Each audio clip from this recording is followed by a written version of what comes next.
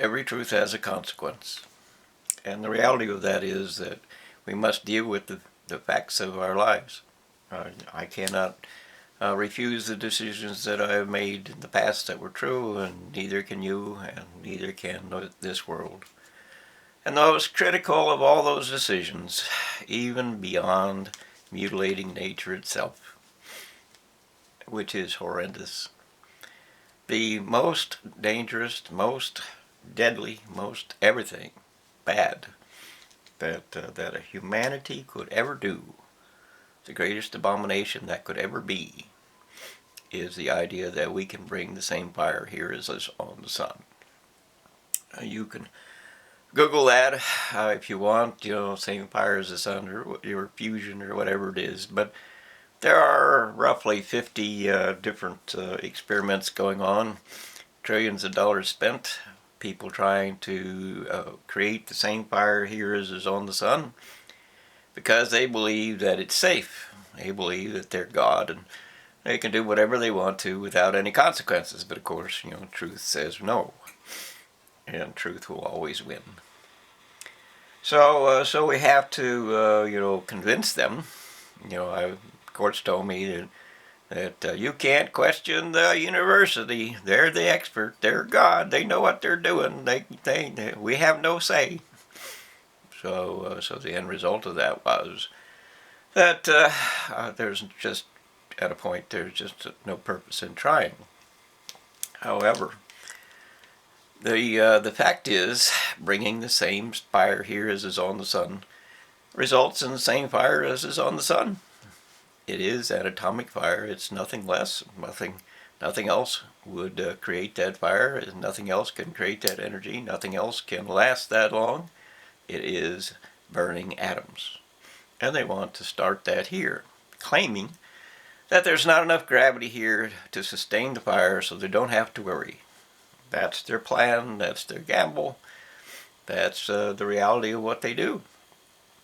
And of course, if they're wrong, the same fire that's on the sun is here. They claim that it's, all they have to do is shut the machine off. But of course, a self-sustaining plasma means that they don't have to do anything. It will simply burn.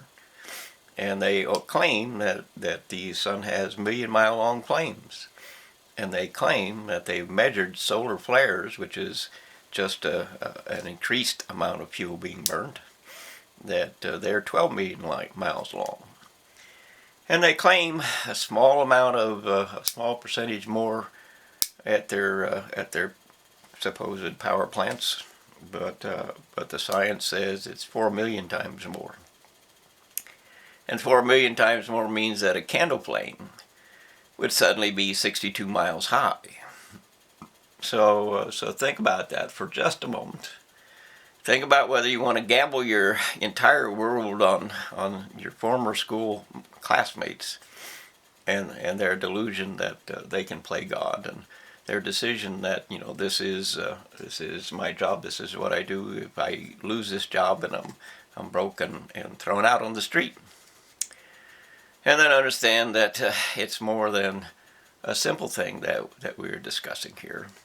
And although it's been years and many an experiment gone by that didn't ignite into a sunfire, all it takes is the ignition one time to create a situation we cannot deal with. It will burn us alive. We know that the sun creates a radiation that will melt us from 1,000 miles away. We know that. We know that the heat is far beyond anything that we can tolerate. We know we're 94 million miles away, and it can be too hot here. From 94 million miles away, it's too hot here. So you bring the same fire here, what do you think that would be? So you need to understand, because they won't listen to me. I don't have a big crowd, a big army behind me, and I don't have a great big diploma so that I can say, you gotta do it, like they do. And the idea that this will save us, this is what we need, this is something we have to do to stop greenhouse gases. Well, greenhouse gases are a direct cause from burning fossil fuels, and the end result is you have to stop burning fossil fuels. And that means you have to change your behavior to change the result. And they don't want to do that. So they're willing to gamble the entire world. Every life, every future, everything is to be incinerated, because that's what they chose. Incinerated if they're wrong. You too. And, there's a religion that says, we're going to be, at the last days, humanity is going to be sucked up into the air and go off to heaven without any problems because they're the better ones. Well, a million-mile-long plane would throw the atmosphere of this planet out in just a few days, and it would take anything that was nearby with it, sucked right into the flame.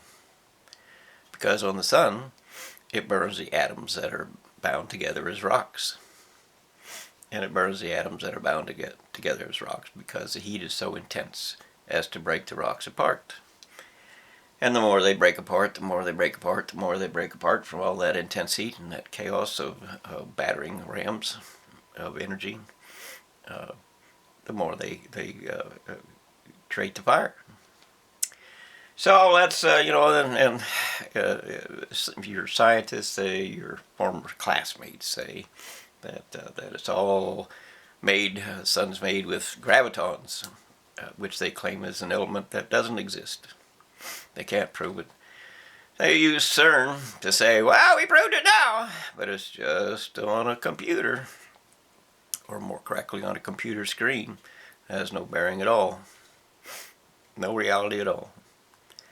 They say the sun core is on fire, which means that all of the fuel of the planet would be involved in that. All of the fuel. And, like anything else, all of the fuel involved means that it either explodes or it just simply burns itself out. Burns itself out quickly. All the fuel is involved. And, they got 10,000 different ideas, all of which are wrong, because they can't prove a single one of them. But they can still gamble our entire world on what they believe. And that, of course, is the worst of the worst of the worst of life itself, humanity. When they believe whatever they want.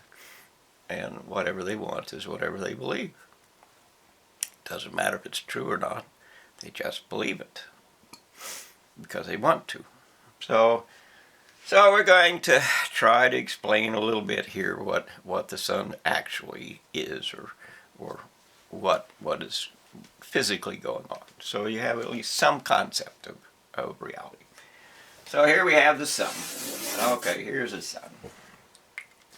It is not burning in the middle, or it would not survive for any length of time. It is burning from the outside only. And because of the law of thermodynamics, which means that heat requires more space. So just like a candle flame on top, heat requires more space. So the flame is up here around the sun.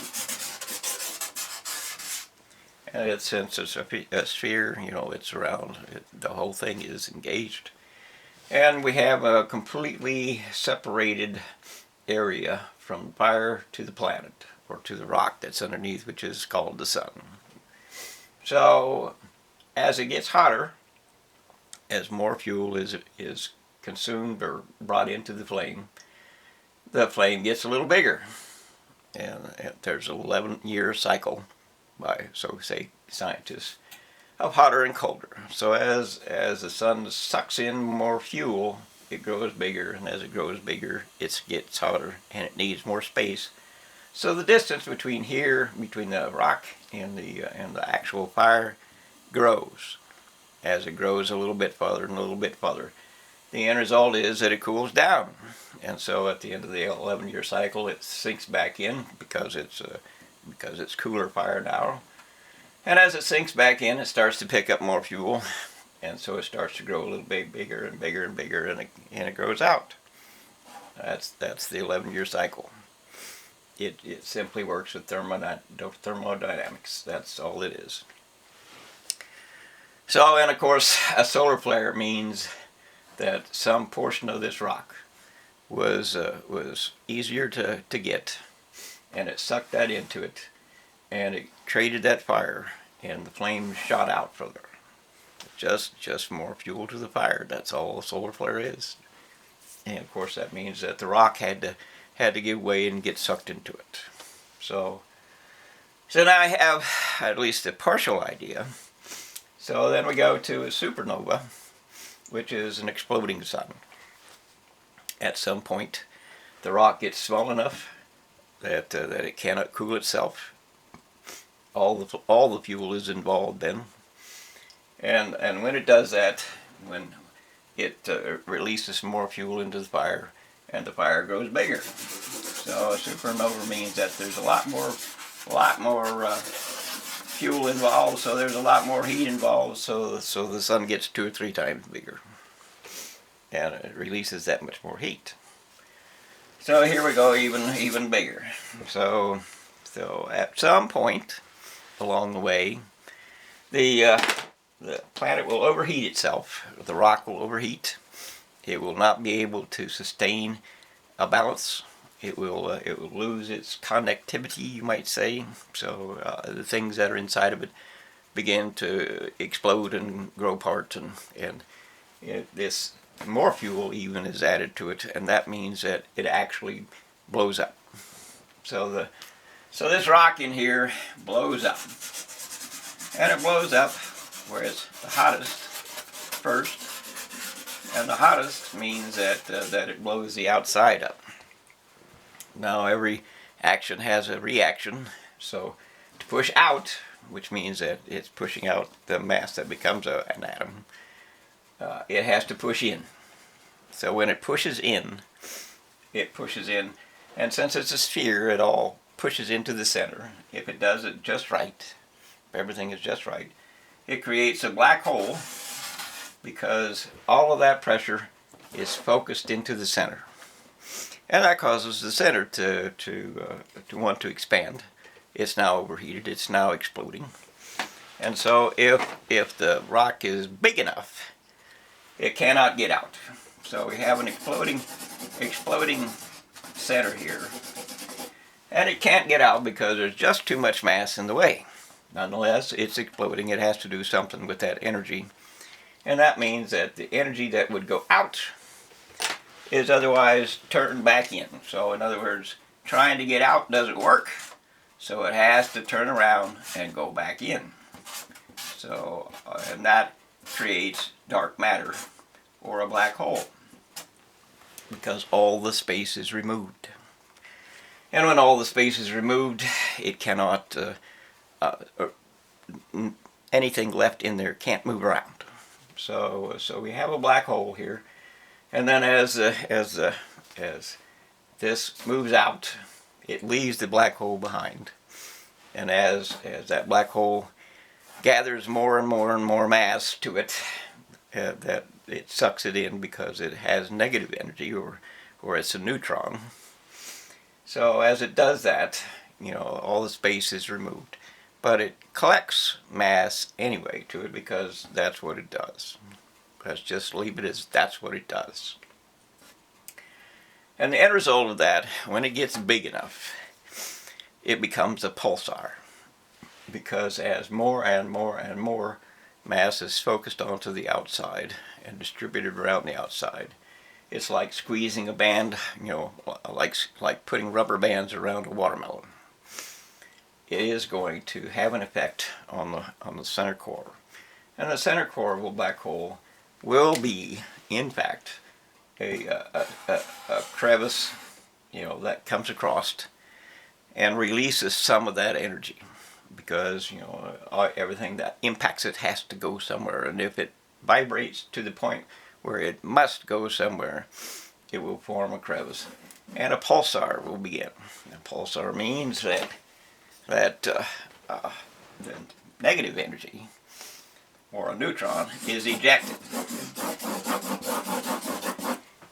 out of that crevice, and it is such extreme energy, such extreme negative energy, that it is the most powerful force in the universe that we know.